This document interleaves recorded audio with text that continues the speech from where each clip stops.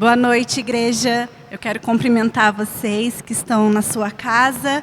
Hoje nós estamos transmitindo o nosso culto online. E eu quero convidar você agora a se preparar nesse início de culto, a pegar a sua Bíblia e a abrir em Salmos, capítulo 33, versículo 12.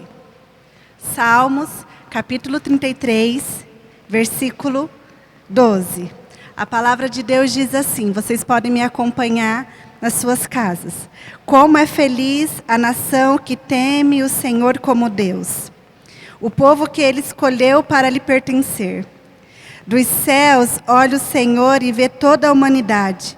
Do seu trono Ele observa todos os habitantes da terra. Ele que forma o coração de todos, que conhece tudo o que fazem. Nenhum rei se salva pelo tamanho do seu exército. Nenhum guerreiro escapa por sua grande força. O cavalo é vã esperança de vitória, apesar da sua grande força. É incapaz de salvar.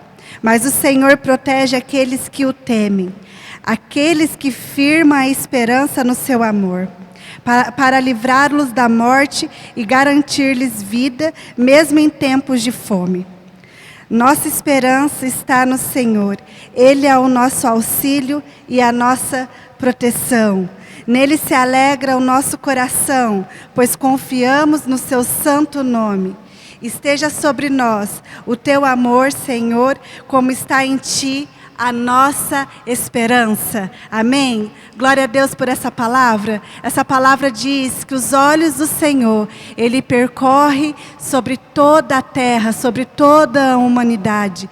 Isso faz com que o meu coração e o seu coração se encha de esperança, porque nós sabemos que um Deus bondoso, Ele tem olhado por nós, Ele tem nos guardado, não é pela força do nosso braço, não é pela nossa capacidade, não é pelos propósitos, pelas estratégias que a gente muitas vezes tentamos fazer em nosso coração, mas é pela bondade, pelo amor e pela misericórdia do Senhor que tem nos alcançado todos os dias. Eu quero convidar você nesse início de culto a fechar os seus olhos e a dizer a Deus que a tua esperança, o teu coração tem sido depositado na presença dEle, sabendo que Ele é um Deus bondoso, um Deus misericordioso e Ele tem guardado os seus filhos.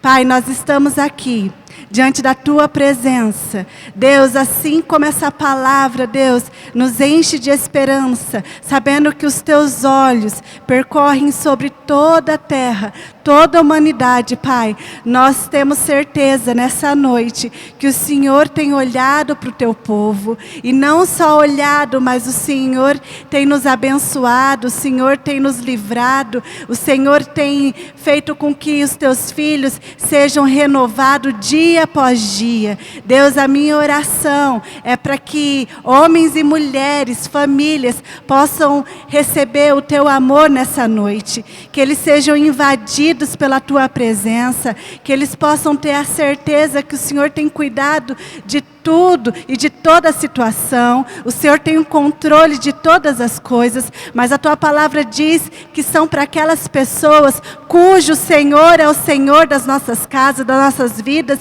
e dos nossos corações. Por isso, Senhor, entre em cada lar agora, para que eles possam se render somente ao Senhor, e o Senhor venha ser o nosso Deus. Em nome de Jesus é que nós oramos e te consagramos, Pai, esse momento de culto ao Senhor. Amém e amém. Deus abençoe você e vamos cultuar ao nosso Deus neste momento.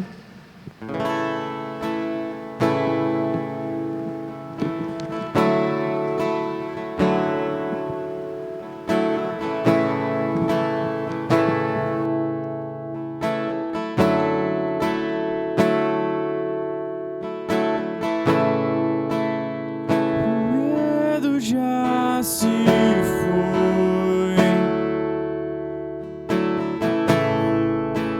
o amor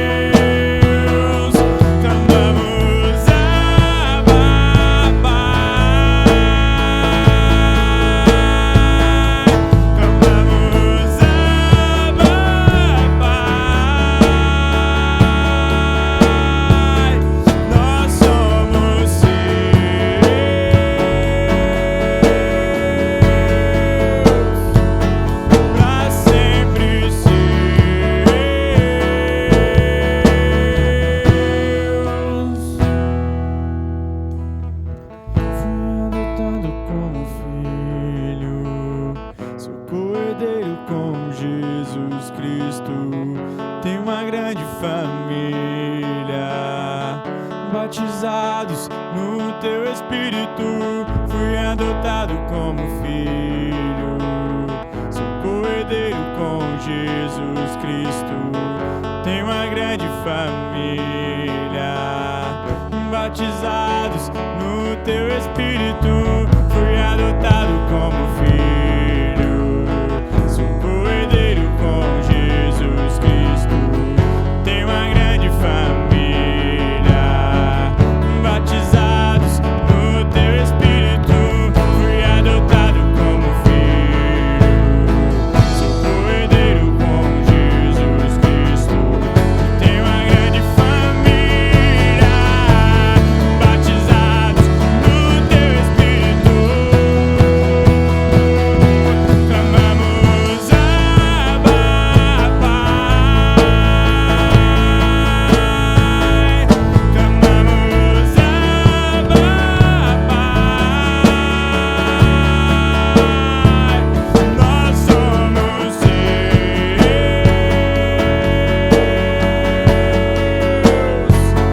pra sempre seus.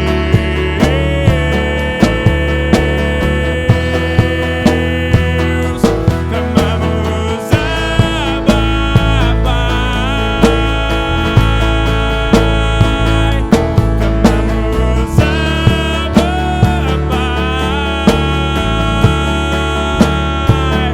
Nós somos seus,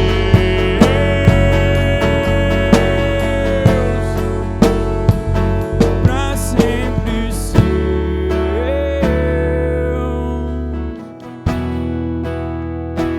Só tu és santo,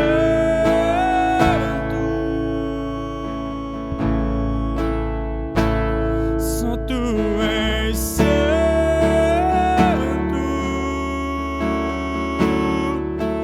Não há outro como tu, não há outro como tu, não há outro como tu, não há outro como Jesus.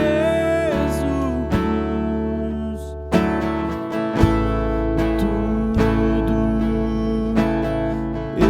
está preparado aqui na casa e meu coração também. Tu és o único motivo que me fez chegar.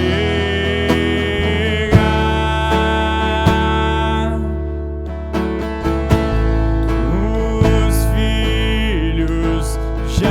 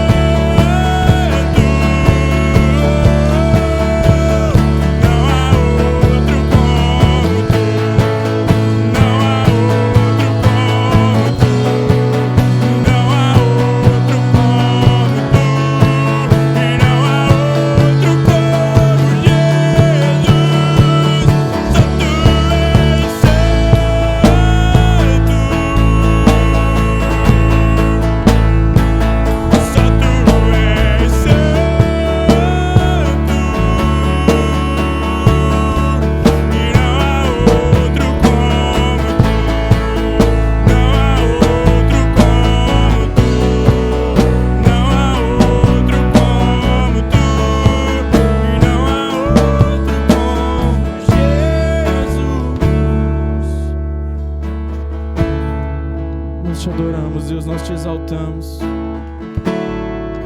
Nós desejamos muito mais do Senhor, Deus. Seja bem-vindo em nossos lares, seja bem-vindo nas nossas vidas, Deus. Continua ministrando aos nossos corações, Deus. Nós nos unimos como um só Espírito, Deus. Como um só corpo, mesmo afastados, Deus. Nós somos um em Ti, Deus. Tudo é para o Senhor, tudo é para a Tua honra e tudo é para a Tua glória, Deus. Nós entregamos o nosso louvor, a nossa adoração, clamando para que o Senhor continue a nos ministrar, Deus. Que o Senhor continue a falar aos nossos corações nessa noite. Que o Senhor continue, Deus, a se revelar em nós e através de nós, Deus. É o que eu clamo nessa noite, no nome de Jesus, Pai. Te entregando tudo o que nós somos e tudo o que nós temos, Pai. Aleluia. Em nome de Jesus nós oramos, Pai. Amém.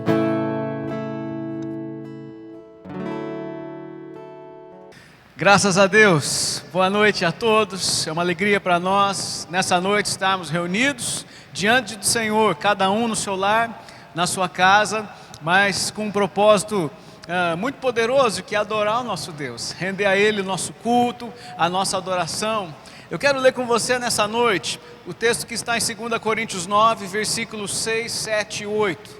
Abra sua Bíblia aí comigo em 2 Coríntios capítulo 9, versículos 6, 7 e 8. A palavra do Senhor diz assim: e isso afirmo, aquele que semeia pouco, também colherá pouco, e o que semeia com fartura, também colherá com fartura.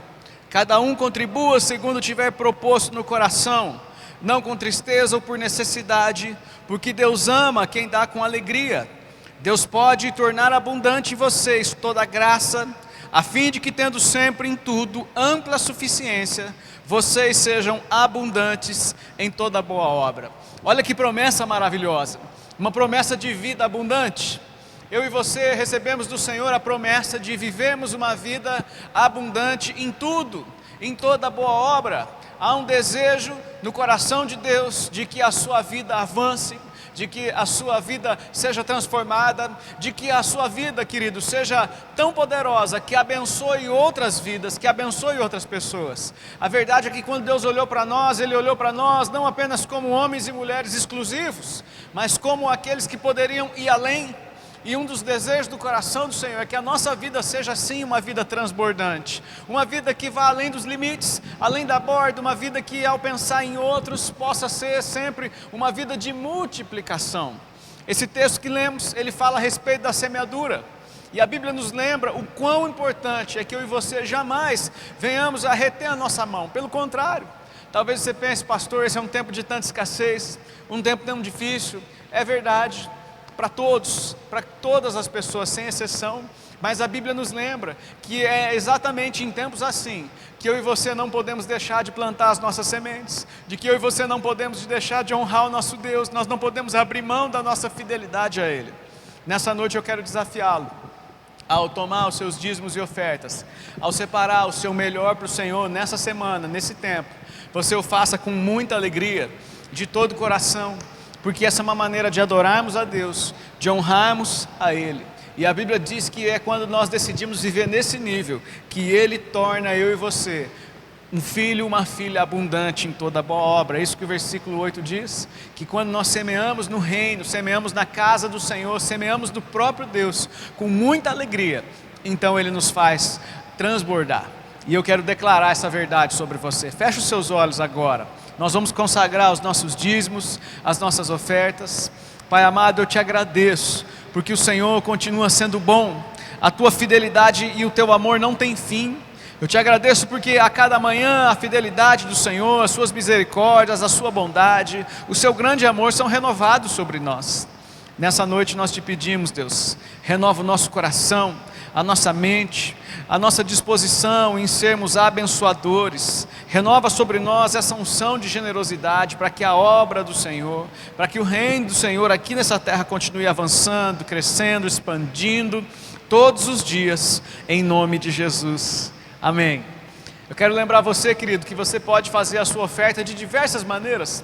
Você pode usar as informações que estão aparecendo na sua tela agora, há um QR Code para que você faça as suas doações, seja por depósito bancário, seja por transferência, pelo Pix. Você pode também marcar um momento presencial aqui na igreja conosco para trazer a sua oferta, nós podemos recebê-lo. A igreja está aberta todos os dias durante a semana, mas é importante que mesmo assim você agende o seu horário, porque em alguns momentos nós podemos não estar por aqui, né? Então é importante que você agende para a gente orar com você, abençoar a sua vida, o seu lar. E nesse tempo, qualquer necessidade que surgir, você pode procurar os pastores, os líderes. Nós temos orado, inclusive, todos os dias. Há um relógio de oração que está acontecendo há alguns dias. Faça parte desse relógio. Nós separamos, cada pessoa separou meia hora do dia, um horário fixo para estar orando, para estar intercedendo pelo Brasil, pelo Paraná, em especial por Marialva, pelas nossas cidades. Separe um tempo para estar orando, para estar clamando, para que o Senhor venha mudar a nossa sorte, venha mudar a nossa situação, venha mudar a realidade que está diante dos nossos olhos. Nós temos esperança, temos expectativa de que o melhor do Senhor está por vir, em nome de Jesus. Amém? Nesse mês de março, nós estamos compartilhando uma série chamada Kryptonita. Começamos no domingo passado a falar a respeito daquilo que nós entendemos que é um desejo, um propósito do coração de Deus para nós nesses dias. A nossa série está baseada no livro Kryptonita, do John Bevere, e como você já sabe, Kryptonita é o nome daquilo que roubava a força do Superman, um dos personagens mais conhecidos do mundo. Nós não estamos falando sobre desenho, filme, não estamos falando sobre Superman, pelo contrário, nós estamos apenas fazendo uma comparação de que assim como na ficção havia uma pessoa com poderes sobrenaturais e nada poderia detê-lo, a não ser a Kryptonita, nós acreditamos também, lendo a Bíblia, através da palavra, do que ela nos ensina, que eu e você somos homens e mulheres extraordinários, nós temos um plano perfeito do céu para a nossa vida, mas a verdade é que, de vez em quando, boa parte de nós deixa de viver, deixa de experimentar esse projeto maravilhoso, porque em algum momento, alguma coisa roubou a nossa força, roubou a nossa capacidade de ouvir o Senhor, de obedecê-lo, de viver o melhor do Senhor. Então eu quero te desafiar nesse mês a fazer parte disso. Nós estamos orando, inclusive, para que a nossa vida seja transformada, e ao mesmo tempo que ministramos essa série nesse mês, nós também estamos lendo o livro Kryptonita.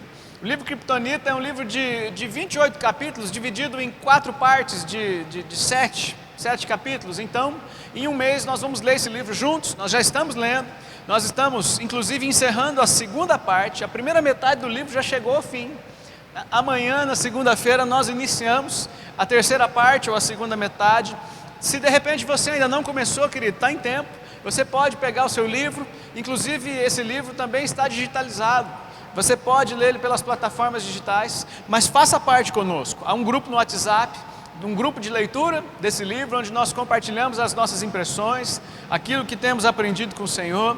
Se você quiser fazer parte do grupo, fale com os líderes de célula, fale com os pastores. Se você já está lá no grupo da igreja, há um link no grupo da igreja também, para você entrar nesse grupo. Todos são muito bem-vindos, tá bom? Eu quero ler com você nessa noite o texto de Efésios capítulo 4, versículos 15 e 16. Efésios capítulo 4, versículos 15 e 16, a Bíblia diz assim: em vez disso, falaremos a verdade em amor, tornando-nos em todos os aspectos cada vez mais parecidos com Cristo, que é a cabeça. Ele faz que todo o corpo se encaixe perfeitamente, e cada parte, ao cumprir a sua função específica, ajuda as demais a crescer, para que todo o corpo se desenvolva e seja saudável em amor. Você já deve ter ouvido muitas vezes crentes, pessoas que participam de uma igreja, dizendo frases como, por exemplo, ninguém tem nada a ver com a minha vida, ou frases do tipo, eu faço o que eu quiser, eu sou dono do meu nariz. E a verdade é que, infelizmente, muitas pessoas que usam esse tipo de frase estão cegas. Esse é um sinal claro e óbvio do quanto essas pessoas não estão entendendo o Evangelho de Cristo, do quanto elas não estão mais enxergando o risco que estão correndo com a maneira como estão vivendo. Você leu comigo Efésios 4, 15 a 16. Esse texto começa dizendo que nós devemos falar a verdade em amor, sempre. É nosso dever, é nossa obrigação contar a verdade, mas ela precisa ser dita sempre em amor. E é importante que eu e você relembre o que é amor segundo a Bíblia. É importante que nós nos lembremos o que é dizer a verdade. Muitos cristãos hoje em dia pensam que estão amando quando apenas respeitam a opinião e as diferenças em relação às outras pessoas. Ou seja, há muitos cristãos que querem apenas ser politicamente corretos. Mas a Bíblia ensina que quando eu e você estamos enxergando pessoas caminhando para o precipício, pessoas que vão se arrebentar, será que nós realmente estamos amando essas pessoas quando decidimos não falar nada, não abrir os olhos, não trazê-las de volta para a realidade de Cristo do Evangelho? Hoje em dia, inclusive, há até mesmo pais que não têm a coragem de contar a verdade para os seus filhos, porque acreditam que isso é amor, que o amor não confronta, que o amor não traz desgosto no sentido de chamar atenção, no sentido de não fazer o que o outro espera. Mas a verdade é que quando olhamos para a palavra, a Bíblia nos diz que nós poderíamos salvar tantas vidas se nós simplesmente decidíssemos falar a verdade em amor. Quantos nós poderíamos salvar? Quantas pessoas poderiam ser salvas e poderiam conhecer o céu se nós apenas apontássemos um caminho de salvação, se nós apenas contássemos a elas o que a Bíblia diz sobre isso? Essa mensagem que eu compartilho com você nessa noite é uma mensagem politicamente incorreta. Ela vai na contramão do nosso mundo, ela vai na contramão da opinião da maioria das pessoas. E eu também quero lembrar você que nós não viemos aqui para julgar, muito menos para apontar o erro de ninguém. Isso não é um recado em particular para um ou para outro irmão, mas esse é um lembrete do lugar que a verdade da palavra de Deus precisa ocupar em nossa vida. A verdade precisa ocupar um lugar de honra no meu coração e no seu. O profeta Oséias, no capítulo 4, versículo 6, disse que o povo de Deus está sendo destruído porque lhe falta o conhecimento.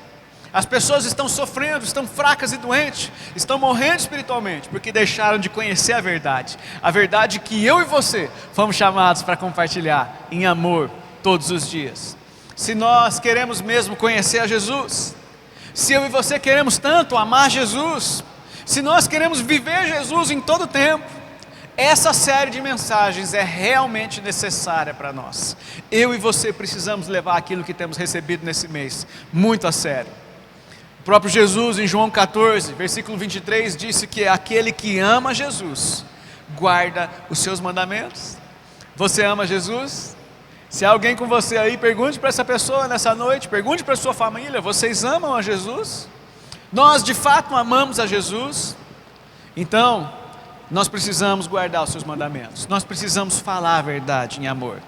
E é melhor que eu e você ouça hoje uma verdade que doa, que nos confronte, que ao menos nos incomode muito, do que amanhã ou depois, por falta de aviso, por falta da verdade, nós venhamos a cair num precipício, num abismo profundo, muito maior do que nós podíamos imaginar. Feche os seus olhos por um instante. Eu quero orar com você nessa noite. Eu quero convidá-lo agora a abrir o seu coração diante de Deus e dizer: Senhor, eu quero receber a Tua palavra. Eu quero nesse mês, Deus, não perder nada daquilo que o Senhor tem para mim. Diga a Ele: Senhor Jesus, eu abro o meu coração agora. Mude aqui dentro o que for necessário. Mude em minha mente aquilo que for necessário. Em nome de Jesus. Amém. Semana passada nós falamos a respeito de uma pergunta que vem sendo evitada há muito tempo. E que pergunta é essa?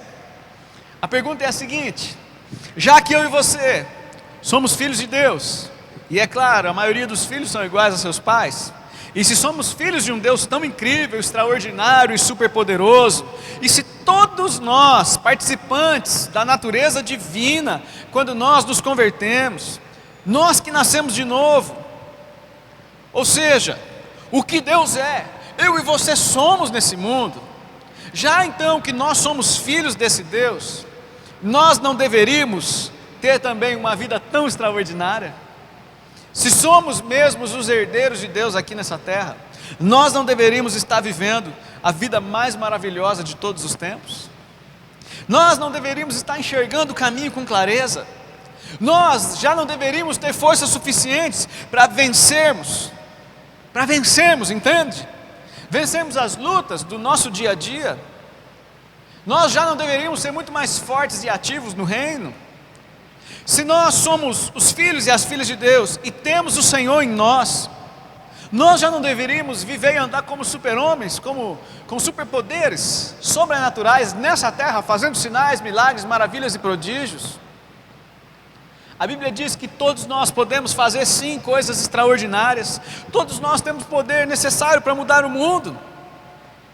Mas a pergunta que realmente importa é: o que é que está roubando essa força? O que é que está impedindo eu e você de viver essa vida? Nessa noite eu quero que você acompanhe comigo uma comparação simples que nós vemos no Novo Testamento. A Bíblia mostra ou ensina a respeito da igreja primitiva.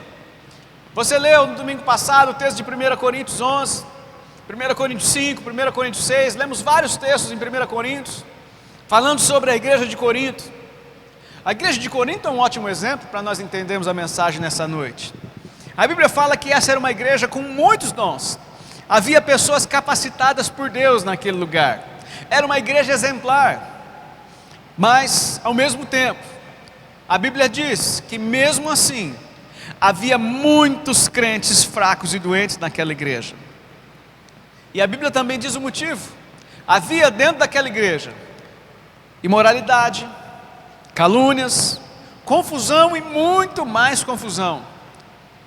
E o pior é que essas pessoas sabiam o quanto estavam erradas, pecando diante de Deus, mas mesmo assim faziam o que faziam. Mesmo assim, mesmo sabendo disso, elas continuavam pecando contra o Senhor. A Bíblia também fala de uma outra igreja, a igreja em Jerusalém. E a Bíblia diz que a igreja em Jerusalém era bem diferente da igreja em Corinto. Não era necessariamente uma igreja tão grande, com o mesmo número de dons, pelo contrário. Mas o que a Bíblia diz é que havia na igreja de Jerusalém um poder sendo manifesto lá, a ponto de todas as cidades em volta de Jerusalém serem ganhas para Jesus em pouco tempo. Havia um poder maravilhoso operando através da vida e do testemunho dos crentes daquela cidade. A Bíblia diz que em Jerusalém, os crentes, quando andavam pelas ruas, as pessoas colocavam os doentes na beira das calçadas, no caminho, porque a sombra dos crentes curava. Imagine como era isso. Imagine que maravilha, que honra viver num lugar onde a sombra dos crentes tinha capacidade de curar a gente enferma. Imagine a intensidade da manifestação do poder de Deus num lugar assim. E isso era tão comum que a maior parte do tempo os discípulos precisavam dizer: parem, por favor, parem. Não somos nós que fazemos isso, é o Senhor. Nós não somos deuses. Deus é um só, o seu nome é Jesus. Nós não somos deuses. Os discípulos precisavam lembrar o tempo todo quem eles eram, porque a maioria das pessoas entendiam errado. Os sinais, as maravilhas não eram tão comuns até aquele momento. Então em Atos 17:6 nós lemos que havia chegado naquele lugar aqueles que estavam colocando o mundo de pernas para o ar, aqueles que estavam alvoroçando o mundo. Porque eram baderneiros? Não. Porque agora esses homens estavam vivendo numa nova cultura na terra. A cultura do céu estava se manifestando na terra e isso estava mudando tudo. E aqui eu quero fazer uma pergunta importante para você. Eu quero que você seja sincero diante de Deus. E eu sei, a resposta é bem óbvia, mas mesmo assim eu preciso perguntar a você. Nós hoje, nós nos parecemos mais com qual dessas igrejas? Com a igreja em Jerusalém ou nós nos parecemos mais com a igreja de Corinto? A igreja em Corinto não impactou a cidade em que eles viviam, não impactou como deveria. Havia sim um certo alcance, mas não necessário, não esperado. Por que Jerusalém impactou tanto a cidade? A igreja em Jerusalém impactou tanto a cidade, mas a igreja em Corinto não impactou a cidade como deveria. A resposta está ali no texto, quando nós olhamos para dentro da igreja. Quando nós olhamos os problemas internos, a vida dos membros, a maneira que cada um, depois de conhecer a Cristo e conhecer o Evangelho, decidiu viver, a maneira que cada um decidiu corresponder a Deus e a sua palavra. A resposta está na decisão que cada um tomou, na maneira de viver, na maneira de compartilhar ou não a verdade. E isso muda tudo. Agora, como é então, segundo a Bíblia, que eu e você podemos destruir aquilo que rouba a nossa força? Como é que nós podemos então lidar com aquilo que está trazendo destruição em nossa vida, em nossa igreja, no reino de Deus, que está impedindo o avanço da obra do Senhor? Quando lemos 1 Coríntios 11:30, a Bíblia diz: é por isso que há muitos fracos e doentes entre vocês. Mas quando lemos, lá no Antigo Testamento, no profeta Daniel, capítulo 11, versículo 32, a Bíblia diz, no livro de Daniel, que o povo que conhece o seu Deus, será um povo forte, e um povo que fará proezas. Meus irmãos, é a mesma Bíblia, nós estamos lendo a palavra do mesmo Deus. Então, um texto diz que um povo é fraco, e o outro texto diz que o outro povo é forte. Por quê? Porque os que deveriam ser fracos, ou melhor, os que deveriam ser fortes eram fracos. Por que é que o povo de Deus não estava vivendo como deveria? Você conhece a Deus? Eu e você conhecemos a Deus? Você conhece a Jesus? Você entregou a sua vida a Ele um dia? Você já teve uma experiência com o Senhor? Você está buscando conhecer o seu Deus todos os dias? E é importante que eu e você entenda essa palavra um pouquinho melhor. Há uma expressão no hebraico chamada yada, e esse é o termo bíblico para a palavra conhecer. E a sua tradução literal, quando Deus fala em conhecimento, Deus não está falando sobre informações apenas, sobre algo que você preenche num rótulo para nomear um produto, não. Deus está falando sobre um conhecimento profundo, sobre intimidade, sobre um conhecimento íntimo. E todas as vezes que essa palavra yada aparece no Antigo Testamento, o objetivo era falar do desejo do coração de Deus, que nós o conhecêssemos intimamente, ou seja, que nós conhecêssemos até mesmo o que está no coração do próprio Deus. Deus conhece a nossa mente, Deus conhece os nossos segredos. Em Gênesis capítulo 4, versículo 1, a Bíblia nos conta que Adão conheceu a Eva, sua mulher, e ela engravidou. E talvez esse seja o melhor exemplo para você entender o nível de conhecimento que Deus está nos chamando a viver. Em outras traduções mais populares, a Bíblia diz que Adão teve relações sexuais com Eva, sua mulher, e então ela engravidou. Talvez você esteja entendendo agora um pouco melhor qual é o nível de conhecimento que Deus está chamando eu e você. Uma igreja que conhece o seu Deus é uma igreja que conhece a Deus no mais alto grau de intimidade. Preste atenção, desde o início de tudo, desde o livro de Gênesis, Deus está dizendo para nós que nós precisamos conhecê-lo no mais profundo, no mais íntimo, da maneira mais íntima possível, como um casal se conhece. E é por isso que lá no Novo Testamento, na Nova Aliança, Deus continua usando o exemplo do casamento, quando Ele diz que Cristo é o noivo, e a igreja é a noiva que Ele virá buscar. Então, a mesma Bíblia diz que o Senhor será o nosso marido. Biblicamente falando, o mais alto grau de intimidade é a relação sexual. Esse é o exemplo que a Bíblia usa, o exemplo da penetração, ou literalmente um dentro do outro, um homem dentro de uma mulher, formando uma só carne. É o que Jesus disse em Mateus 19, e o nome disso é casamento. A relação sexual biblicamente é o símbolo do casamento, é a consumação do casamento. E essa é uma ordem natural, e bíblica e espiritual das coisas, de como se deve ser um casamento. Deus nos criou, e essa é a lição de tudo isso. Essa é a aplicação que eu quero que você compreenda. Deus criou eu e você para ter intimidade com Ele, para ter uma aliança de intimidade nesse nível, muito mais profunda inclusive do que a intimidade de um casal. É importante que você entenda que assim como homem e mulher se tornam um na intimidade, na relação, o desejo de Deus é que a nossa relação com Ele também seja uma relação de unidade.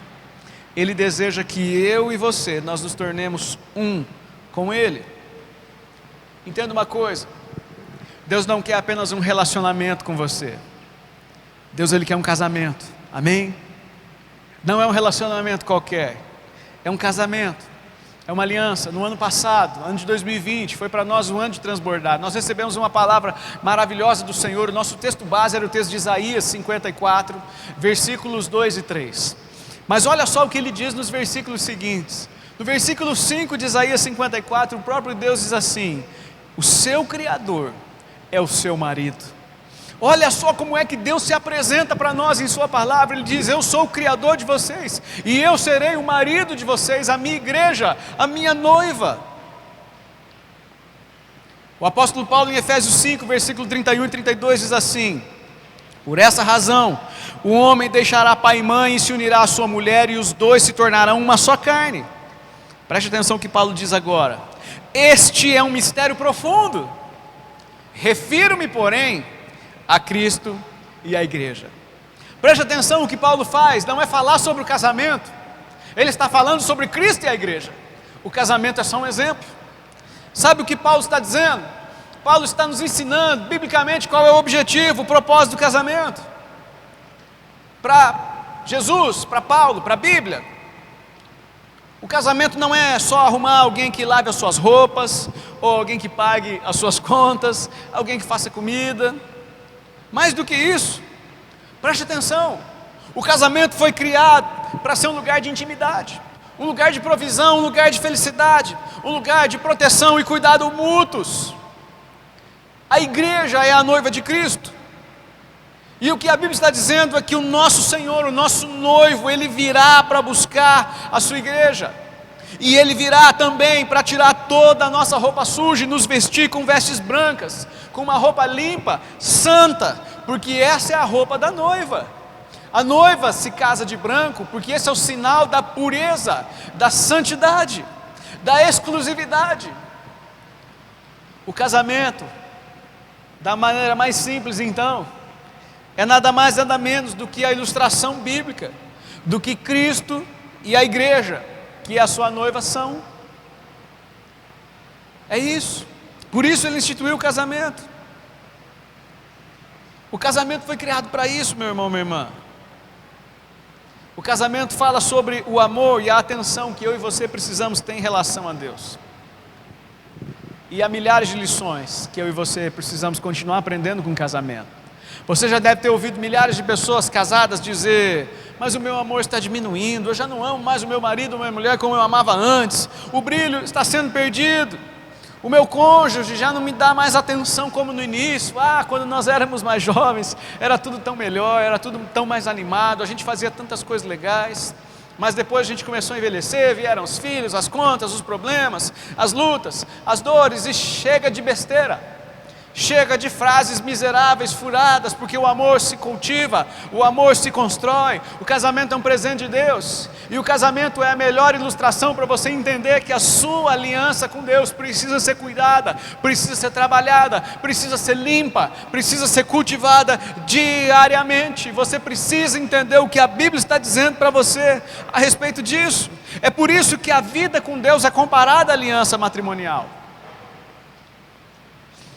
Há um capítulo no livro Kryptonita, que o autor, o pastor John Bevere, conta a história de uma esposa, uma linda esposa, que aquele homem havia conquistado. Então eles se casam e são extremamente felizes, um cuidando do outro, com amor, com dedicação total. E imagine que essa mulher, na maior parte do tempo, ela dedica o melhor do seu tempo ao seu esposo. E essa mulher reconhece o tempo todo que o esposo é a pessoa que ela mais ama, o esposo é o seu homem favorito, a pessoa com quem ela mais gosta de estar. Só que de vez em quando essa mulher vai precisar dar uma puladinha de cerca. De vez em quando esse marido vai precisar compartilhar essa mulher com outros homens. De vez em quando, talvez uma vez no ano, quem sabe. Você toparia um casamento assim? Você que é crente de verdade, que conhece a Deus, você toparia uma aliança assim? Você se casaria com alguém que diz que te ama, que deseja tê-lo como seu preferido, mas não é capaz de abrir mão de outras alianças, de alianças do passado? O que faz você pensar que Jesus vai voltar para buscar uma igreja assim? Que tipo de noiva você acha que Ele virá buscar para levar para a eternidade? Irmãos e irmãs, há pessoas que estão extremamente enganadas em relação a isso, extremamente cegas em relação à verdade. Será que ninguém contou a elas? Será que ninguém foi capaz de contar a verdade a essas pessoas? Será que ninguém disse que depois de subir ao altar e assumir uma aliança, seria necessário dizer tchau para todo o passado? Nós não fizemos um voto de lealdade completa. Por que achamos então que com Deus seria diferente? Preste atenção, eu e você casamos com Jesus. Nós somos a noiva, Ele é o nosso marido. E Ele não quer que você seja apenas o número 1. Ele não quer ser só o primeiro. Ele quer ser o único na nossa vida. O único. Não mais ninguém. Em Êxodo 20, versículo 3, Deus disse assim: vocês não terão outros deuses diante de mim. E esse é o primeiro dos 10 mandamentos. O mandamento mais importante é: eu sou o único Deus, eu serei o seu único Senhor, o seu único marido, não haverá outro além de mim. Qualquer pessoa que eu e você tenha um relacionamento de amor, essa pessoa se torna um Deus para nós, e isso faz de mim uma pessoa idólatra. Para muita gente, um comportamento citado como esse acima, como esse exemplo desse homem e dessa mulher que nós acabamos de falar, é normal. Você inclusive conhece muitas pessoas que vivem normalmente esse tipo de prática. Mas você precisa entender qual é a verdade da Bíblia, a verdade da palavra de Deus. A verdade é que para Deus, esse tipo de vida, esse tipo de prática é inaceitável. Porque para Deus o nome disso não é casamento. O nome disso é adultério, é infidelidade, é deslealdade. Pode parecer bonitinho para alguns, pode parecer amor, pode parecer engraçado, ou quem sabe parecer prazeroso demais. Mas para Deus, nada além do que pecado. E pecado gera morte, e é adultério contra Deus, é infidelidade. Se nós entendemos que não dá para ter um relacionamento assim, por que é que muita gente está querendo ter um relacionamento desse com o próprio Deus? Um relacionamento de infidelidade. Olha o que Jeremias diz no capítulo 3, versículo 20. Mas como a mulher que trai o marido, assim vocês têm sido infiel comigo, a comunidade de Israel, declara o Senhor. O profeta Ezequiel, no capítulo 16, versículo 38, disse assim: eu a condenarei com um castigo para mulheres que cometem adultério. Olha o que o profeta está dizendo. O povo dizia que queria Deus, o Deus que os havia criado. Mas esse mesmo povo queria também Baal, queria o Deus da riqueza, queria o Deus da fertilidade, queria poder experimentar todas as outras coisas, sem abrir mão de nada. E então, no Novo Testamento, na Nova Aliança, o apóstolo Tiago, no capítulo 4, versículo 4, explica muito bem que tipo de comportamento é esse, e o que é que nós experimentamos quando vivemos dessa maneira.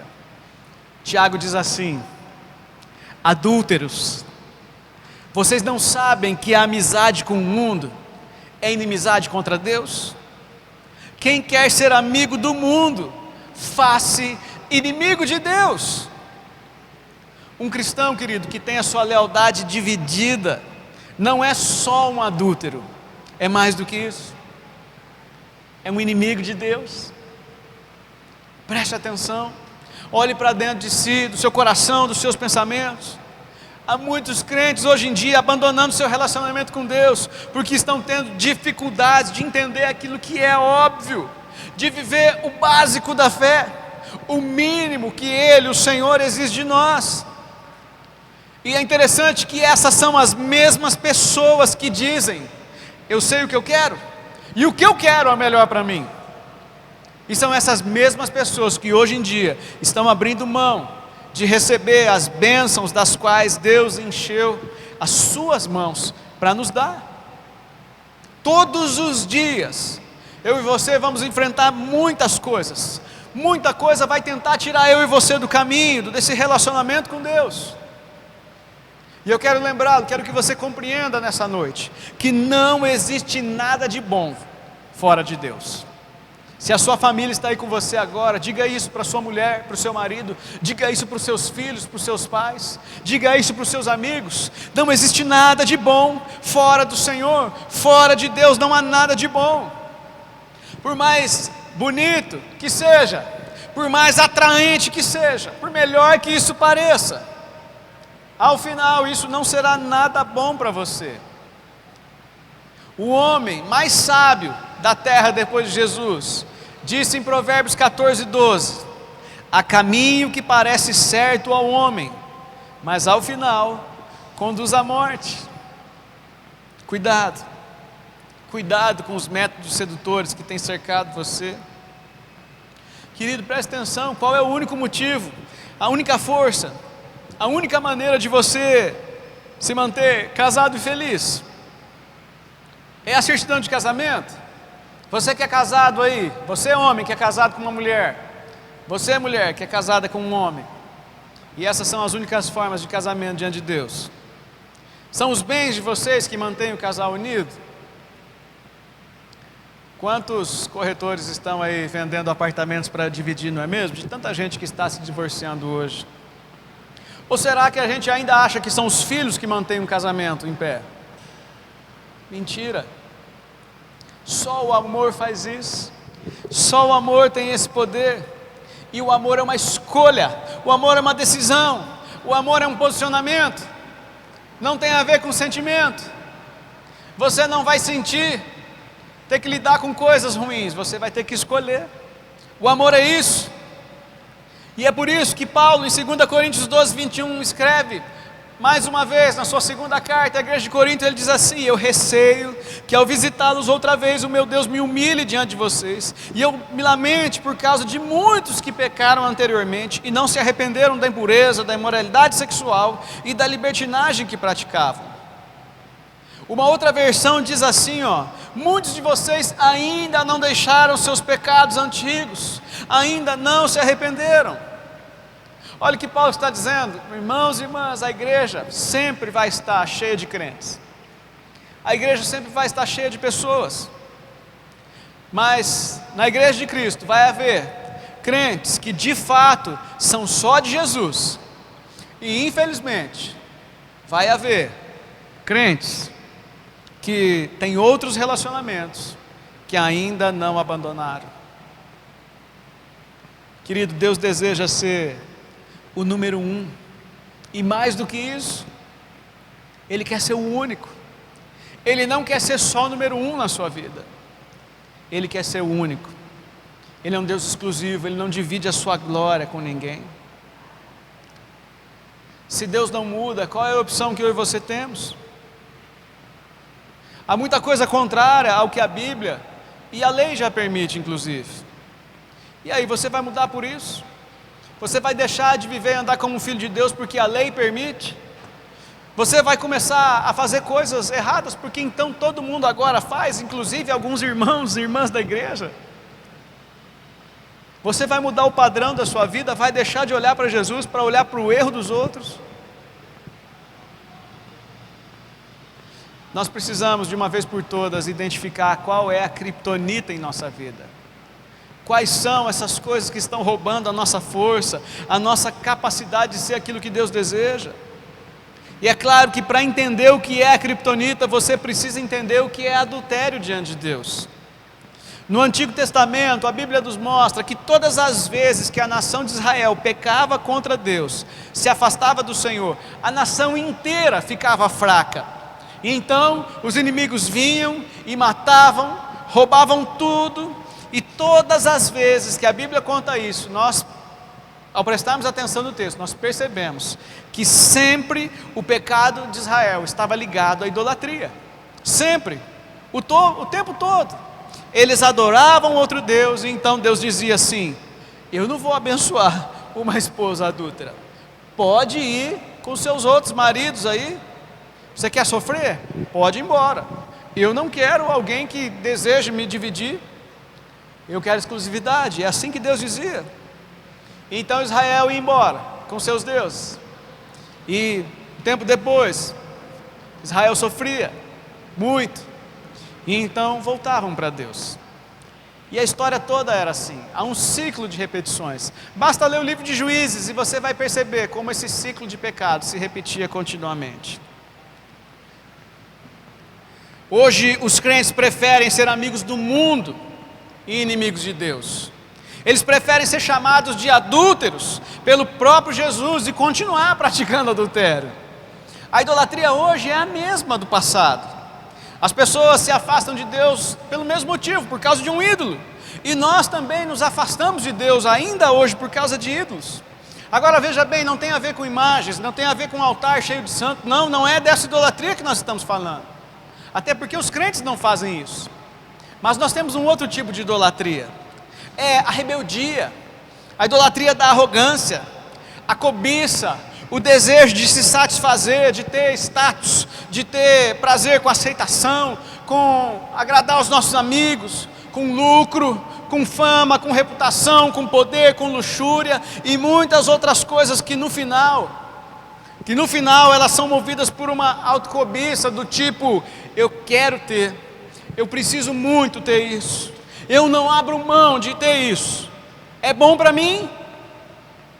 É a idolatria ao prazer, a idolatria ao ego. É a mesma idolatria, a mesma criptonita do passado. Ou seja, a criptonita é a idolatria do eu, a idolatria do meu ego, da minha vontade. Eva no paraíso, veja o que Deus disse a ela. Deus disse: Eva, não vá, não coma. Mas Eva disse: eu quero. E aí? Deus ou eu? Qual é a nossa escolha? Fazer a vontade de Deus ou fazer a vontade, fazer o nosso querer? O que você vai escolher? O que é que você está escolhendo nesses dias? Deus continuava lá, mas Ele não era mais o primeiro para Eva, não era mais o primeiro no seu coração. E a partir do pecado, Eva foi expulsa do paraíso. Ela não tinha mais a fartura, não tinha mais a maravilha da companhia de Deus, do paraíso. Eva comeu, Eva desobedeceu ao Senhor. E depois disso, Eva sofreu demais. Depois disso, Eva enfrentou as doenças. Eva vai morrer, e ela morreu. O seu filho morreu. O que parecia tão gostoso, tão prazeroso, gerou exatamente a morte que eu e você conhecemos hoje. Preste atenção, a criptonita não é o pecado. A criptonita é o que apenas tira as forças e nos faz pecar. Porque quando nós ficamos fracos, então nós pecamos contra Deus. Por que é que muitos de nós não conseguem resistir, de repente, ao papo de um colega que leva você para a cama tão fácil? Ou você que é namorado ou namorada, é tão carente ainda que precisa ter relação sexual com seu namorado fora do casamento? Por que que alguns de nós ainda mentem e enganam para ter dinheiro? Para ter dinheiro a mais, de repente falsificando um recibo muito mentiroso? Por que é que nós não conseguimos dizer não? Sabe por quê? Porque somos fracos diante de Deus. E sabe por que somos fracos? Porque tem criptonita. E o que é a criptonita? A criptonita é o meu egoísmo, é o meu desejo em primeiro lugar. Se eu disser Deus em primeiro lugar, negando a mim mesmo e tomando a minha cruz, então Deus é o primeiro. E se Ele é o primeiro, Ele diz: você vai comer o melhor dessa terra e eu te abençoarei. Aleluia! O rei Saul foi o primeiro rei de Israel. Logo no início do seu reinado, ele começou a ter alguns desejos esquisitos. Ele começou a desobedecer a Deus por causa de coisas muito pequenas. Primeiro, Saul rouba um gado que ele deveria ter matado, um gado que pertencia a Deus. Mas Davi, o segundo rei, a segunda escolha de Deus, foi tão abençoado que ele já nem tinha onde colocar gado. O seu filho foi tão abençoado por Deus que as bênçãos do próprio pai recaíram sobre o filho, tamanha a bênção do Senhor. Sabe por quê? Porque Davi era obediente a Deus, diferente de Saul. Cuidado com a criptonita, cuidado com a sua fraqueza, cuidado com os seus egoísmos, cuidado com a sua tolice. Em toda a Bíblia Deus nos pede uma única coisa. Deus diz: filho, dá-me o teu coração, eu quero ser o único aí dentro. Ele não quer ser apenas o primeiro, Ele quer ser o único no nosso coração. Eu te desafio nessa noite, querido, a se posicionar diante de Deus, a dizer: eu não vou lá porque Deus não vai gostar que eu vá a esse lugar, eu não vou fazer isso porque o meu Deus pode ser desonrado com essa atitude. O que Deus deseja, querido, é levantar homens e mulheres que o honram. E eu e você, como crentes, nós precisamos ter a convicção para dizer: eu sou do meu amado e Ele é meu. Essa aliança com Deus, ela precisa estar viva em nosso coração, em nossa mente o tempo todo. Se você é de fato do Senhor, você precisa entender e precisa deixar todos os outros relacionamentos para trás. Se você tomou uma decisão por Cristo, você precisa entender que agora você é exclusivamente de Cristo. Você é só dele. Você vai ter que romper com todos os outros relacionamentos. Vai ter que deixar alguns hábitos. Largar a bebedeira, largar os seus vícios, deixar os seus amantes para trás, os casos de adultério, o roubo, a mentira e qualquer outro pecado, você precisa abandonar. Agora deixa eu explicar uma coisa para você. Se você é um adúltero, se você é um homossexual, se de repente você é um ladrão, um mentiroso, preste atenção no que eu vou dizer. Você é muito bem-vindo aqui na igreja. Você é muito bem-vindo diante de Deus. Sabe por quê? Nós como igreja, nós vamos respeitá-lo como alguém que está também, assim como nós, buscando a Deus. Nós vamos ajudá-lo, porque é o nosso dever. Nós vamos amá-lo, nós vamos incentivá-lo. Nós como igreja vamos apoiá-lo a encontrar a Jesus Cristo todos os dias. Mas há uma coisa que nós não vamos fazer: nós não vamos chamá-lo de cristão. Não vamos, porque cristão, preste atenção, nós não podemos chamá-lo de cristão, porque cristão é quem vive como Cristo. E se você ainda não vive como cristão, nós não podemos chamá-lo daquilo que você ainda não é. Nós não podemos chamar de cristão quem, dizendo-se cristão, ainda age como um ímpio, porque esse é o nome que a Bíblia dá. É um ímpio que está buscando a Cristo, é assim que nós vamos reconhecê-lo, e que deseja se tornar um cristão. E se alguém talvez nem esteja buscando a Deus, entenda bem, esse alguém é alguém que nós precisamos alcançar. Você é alvo do amor de Deus e também do nosso agora, pois um cristão de verdade é um cristão que conhece a Cristo. E você sabe o que é conhecer a Cristo. Nós falamos sobre conhecer, sobre Ada. É conhecer verdadeiramente, é conhecer na intimidade. Você é bem-vindo aqui para conhecer a Cristo, para se tornar um cristão de verdade. Esse é o nosso papel, esse é o nosso objetivo, o nosso alvo como igreja. Então, meu irmão, minha irmã, se você ainda está preso a antigos pecados que você não consegue se livrar, de repente você ainda tem aquelas pessoas andando com você, mesmo que você não as veja. Como assim, pastor?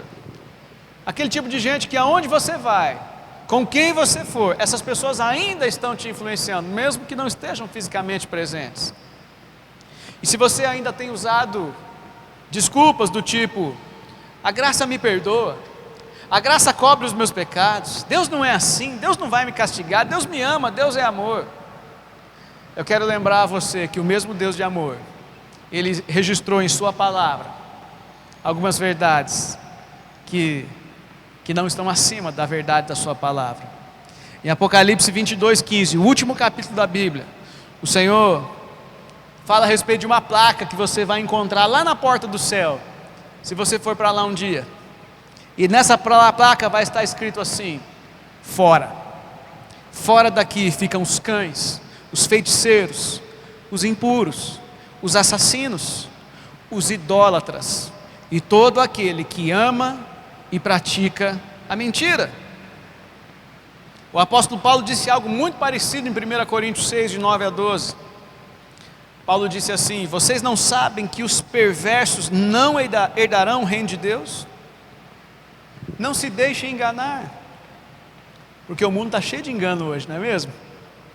Nem imorais, nem idólatras, nem adúlteros, nem homossexuais, passivos ou ativos, e nem ladrões. Olha só, a gente gosta tanto de falar dos homossexuais, mas a gente não fala dos ladrões, daqueles que estão roubando a Deus, daqueles que estão deixando de devolver a Deus o que é dele por direito. A Bíblia está dizendo que você que deixou de ser dizimista está no mesmo pé de igualdade dessas pessoas. Está na Bíblia. Por isso, a próxima coisa que 1 Coríntios 6, de 9 a 12 cita são os avarentos. Ele disse que nem os avarentos entrarão no reino de Deus, nem os alcoólatras e nem os caluniadores. Caluniador é quem gosta sempre de falar mal dos outros. E a Bíblia está dizendo que esse tipo de gente está igualzinho os ladrões, os adúlteros, os homossexuais, e nem os trapaceiros, ou seja, aqueles que estão enganando os outros para ter vantagem. Nenhuma dessas pessoas vai herdar o reino de Deus. Mas sabe o que Deus está dizendo para nós hoje? Deus está dizendo assim: fique, meu filho, fique comigo à mesa, eu amo você. Deus está dizendo que Ele nos ama muito mais do que tudo. O que Deus não ama em nós são as nossas paixões. O que Ele não ama são os nossos namorados, os nossos amantes. Ele não ama. Ele está nos chamando para ficar com Ele, mas para mandar o resto embora. O que Deus está dizendo é que nós precisamos ficar com Ele, e somente com Ele, porque Ele ama somente a nós. E se você deseja mesmo isso, meu irmão, minha irmã, o que você precisa é se arrepender. O que você realmente precisa é se arrepender, é deixar o pecado, o erro, a mentira, a criptonita para trás. Deus pode fazer conosco o mesmo que Oséias, o profeta Oséias fez com Gomer. Ele pode colocar uma capa sobre nós e nos levar para a sua casa, e é isso que Deus deseja. Você só precisa se arrepender. Você só precisa se posicionar diante de Deus, confessar os seus pecados, deixá-los de uma vez por todas para trás, e a partir de hoje, a partir de agora, recomeçar a sua vida com Cristo. Você deseja isso? Deseja colocar essa criptonita para longe?